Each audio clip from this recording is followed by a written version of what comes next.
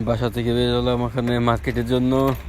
বাসা থেকে বের হয়ে দেখতেছি আকাশের ভিউটা খুব সুন্দর, অনেক সুন্দর, অনেক সুন্দর, অনেক সুন্দর ভিউ। দেখেন, আলহামদুলিল্লাহ। যাইতেছি মার্কেটে। আমার BMW সাইকেল আছে আবুধাবিতে বৃষ্টি হয়েছে, অথচ কিছুক্ষণ আগে বৃষ্টি হওয়ার কারণে এত সুন্দর ভিউ হয়েছে। এত সুন্দর ভিউটা সুন্দর লাগতেছে।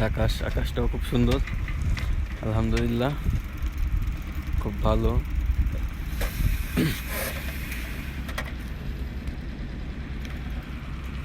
দেখা যাক সামনে কি হয়।